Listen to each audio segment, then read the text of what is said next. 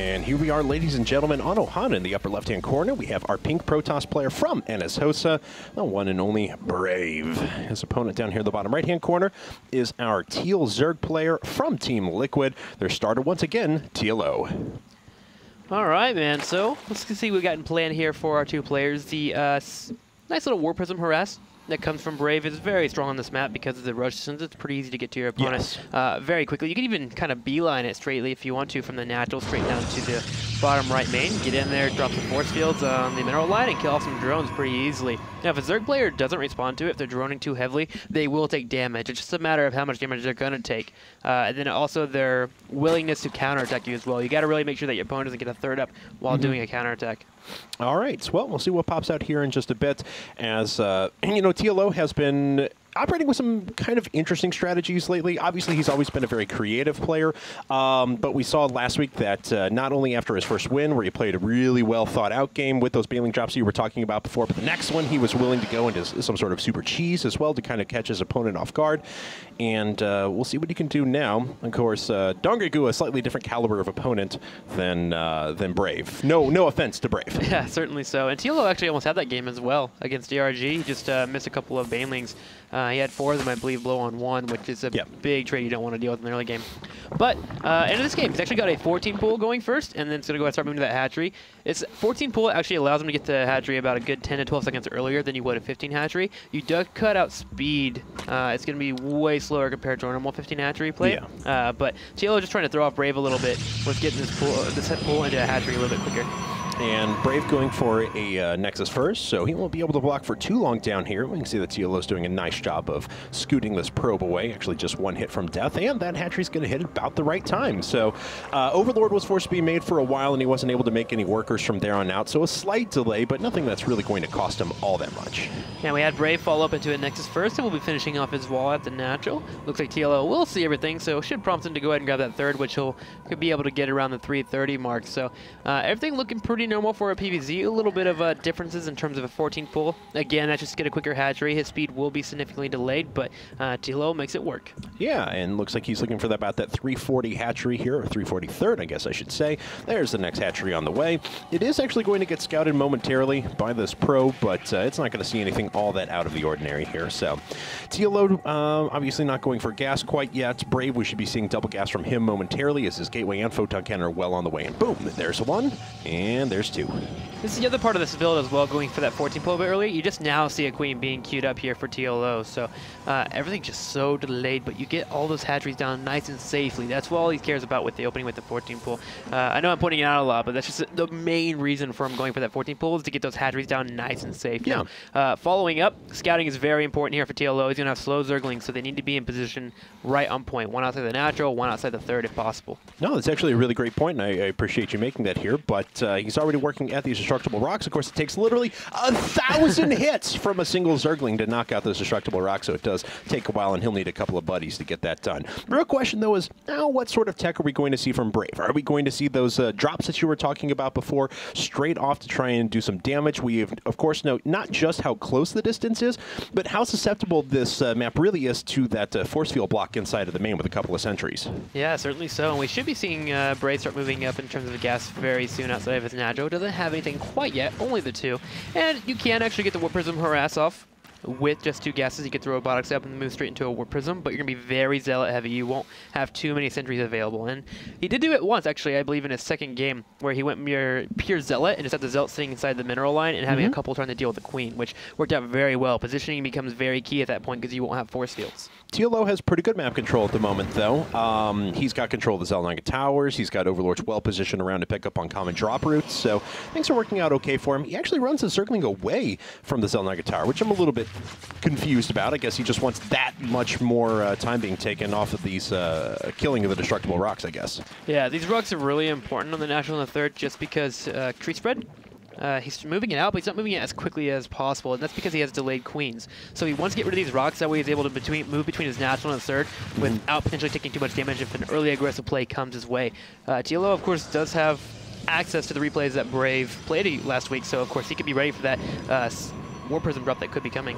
And don't forget what's always popular on this map, the Immortal Sentry All-In, as we do have a third gas up. No fourth has been started, and the Robotics Facility is just finishing up now. There are 200 minerals for a War Prism, though, and you've read Brave like a book, and we'll see how much damage you can get done with these drops. He's really got this build figured out. I was actually reading on some Team Liquid posts. I haven't watched Brave too much, aside from the last couple of games and a few to prepare for it. Sure. But apparently he's been doing this build for a year, man. He has it down to a T in terms of where he needs to harass, where he can spin out of it, what he can streamline it into a third if possible.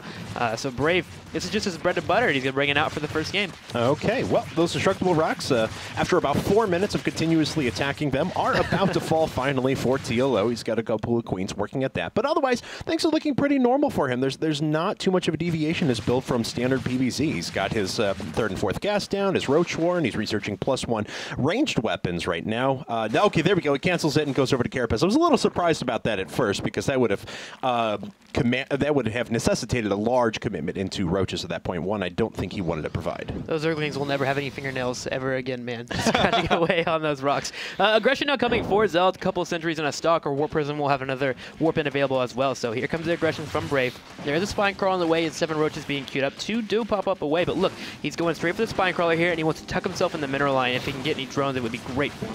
Yeah, and that Spore Crawler is doing some damage to this War Prism. He actually can't kill it, has to move away. The Queen actually going, what, immediately after the War Prism? Yeah, but does actually force a cancel on the rest of these units warping in. Zealots are still running amok. Yes, the Roaches have taken a little bit of damage. Pretty good force field control there, but not quite as much as Brave would have liked to have gotten done. Yeah, Brave made a big mistake with this engagement, and TLO capitalized on it perfectly.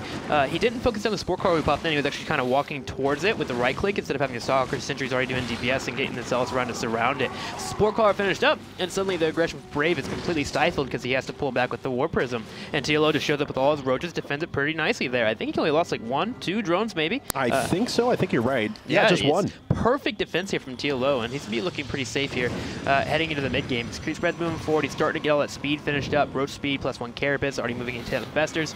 At this point, as Zerg player, if you make it to 10:30 and you haven't got Citrine Immortal all-ins, you're feeling pretty darn good. Oh yeah, especially on this map, and as we can see, second Evolution Chamber is on the way. Infestation Pit finishes up, and he was actually blocking this base from being constructed here in the top right-hand corner. That is certainly an annoyance, too. Look how many resources are actually banking up for Brave. There's another 30 seconds before he can place down this Nexus, and that time is just economic benefit that TLO is getting from his already finished third. Actually, it looks like he may be going up to his fourth soon. I like Brave moving into the third. He had a lot of damage follow-up if needed. If that first initial push came in and did a lot of damage to TLO. But since TLO defended it perfectly, Brave says, okay, I'll keep my Immortals at home. I'll keep my Sentries home as well. I'll get some aggression in the middle of the map here, but I'll just get my third up. I'll be nice and safe with these Sentries. So I like the choice here to streamline it into a third. I really liked this, picking off the active creep tumors here with the aid of an Observer. He'll need to pick those up very quickly, though, as that's a couple expensive units out in the open. Wow, loses a Stalker and a Sentry right away. Now, we never know, of course, where these guys are playing from or to, so we don't know if this is cross-server, if they're both playing in Korea, or what the case is. So, you know, there could be obvious little mistakes that happen that wouldn't normally happen if they were playing on the same server. That may have been an example of that right there. Well, looks like TLO is going to get aggressive here. A lot of Lings on the way. +1 Carapace has finished up. He's already moved into +1 melee attacks as well as +2 Carapace. But with Infestor starting to pop out and starting to group a lot of units in the middle of the map and getting that fourth up, he has availability here to get some aggression on that third. And you certainly want to before a gateway wall comes up. Yeah, you're definitely right. And looks like no such structures have been started over here for Brave.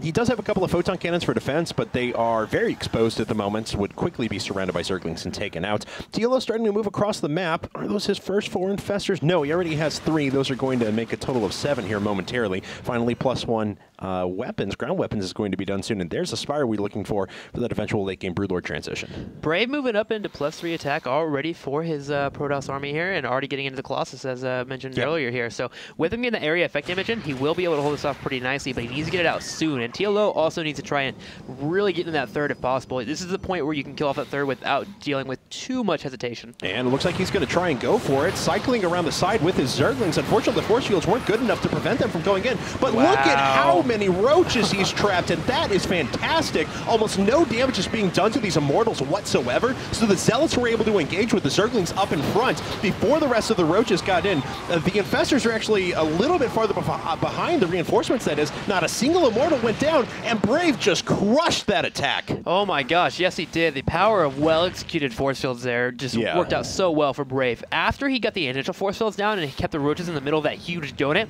Infestors came around the left side just naturally because they were on attack move. Nice. Actually got that hatchery cut off as well with that Warprism drop. Brave is just on fire against Zergs lately. Yeah.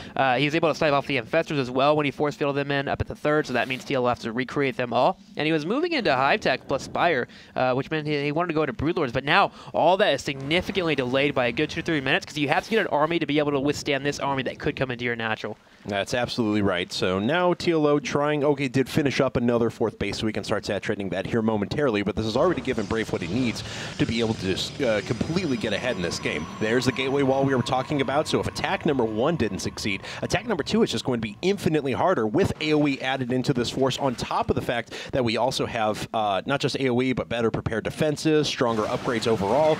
It's a very tough task for a Zerg player at this point after committing that much to an attack and seeing nothing work. TLO is going to be careful, man. You can't be losing lings like this. Those are real huge potential counterattacks that are available to you. You need to kind of have them on a different hotkey and to the left a little bit. So if your opponent pushes straight across the middle of the map, you could do a bit of a counterattack and maybe kill off some probes and then bring them back to get the surrounded force field been used. But TLO being a little bit too aggressive there, trying to catch those stalkers. And looks like Brave trying to do a little bit of multi-pronged harassment here. This is actually going to get shut down pretty quickly by TLO. He picked up on the Warp Prism off to the left. He found the Blink Stalkers off to the right. The hatchery is still at a decent number of hit points. So Brave going to try and get back in here one more time, but the units are already waiting for him. And he doesn't quite have that force yet where he can start to posture in the middle of the map. He's going to have it soon. I mean, 4 more gateways on the way in addition to the 4 that were made inside of the third. So we're looking at about, what, 12, 13 gateways at this point. Templar Archives is going to finish. Oh, that charge is going to finish here in about 2 minutes.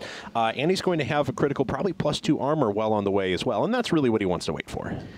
All right, so just going to sit around and wait for a little bit, get the Archons available as you were mentioning. Checking into TLO, just now starting the Hive. Notice he did start the Spire earlier, but he didn't have enough gas to start the Hive, unfortunately, because, again, he lost his whole entire army. So Hive being started at 16 minutes and 40 seconds is really late here for TLO. If Brave gets any wind of this, he just pushes and kills. And it's actually pushing around this left side here. He got a pylon up, it looks like, and is now going to start putting aggression on this 5th potential base in the left corner for TLO. And TLO's trying to do a counterattack, but Brave sees it. 16 gateways up. And of course, it's not that you're going to use 16 gateways at any one given point in time, although 8 Templar at once is certainly nice if you have that big of a bank of gas. It's more that after a big fight happens, once you're maxed out, you want to be able to reproduce your army as quickly as possible and keep on the pressure. That's exactly what he'll be able to do. Oh no! These Corruptors get so far forward. 3 of them are picked off immediately. One of the Colossi finally goes down. Infestachairn's dropping from around the side, but look at that splash damage. Yeah, TLO's forced to commit. After losing those Corruptors and getting those Infestors filled in, he has to fight, and so he throws out Infestachairns. They don't do much damage now anymore, and Brave is just going to counter push, and it looks like TLO is forced to GG in game number 1. All right, so that's game number 1, and there were opportunities there for TLO to get in and get some damage. You mentioned the exposed third that was there for a while, but Brave shut that down with just impeccable force field control. Yeah, that's why I see a lot of the time, a lot of Zergs, if they see a third going up and see that many sentries, they'll just rush straight to Hive, because they can't really do too much. Force fields that good from Brave will kill off your whole entire army, and then you put yourself farther behind. So you rather just get a nice pool of lings and roaches in the middle of the field with Infestors, get your 2 bases in the top right corner and the left, and then you just go into the Hive Tech and go into Broodlords, because you really can't do much against that. Right. All right, guys. Well, that's game number 1. Game number 2 is going to star a Protoss player from Team Liquid, Heroes. We're going to have a PvP. We're going to go to a commercial break, and when we get back, it'll be time for game number 2 of this best of 9. Don't go anywhere.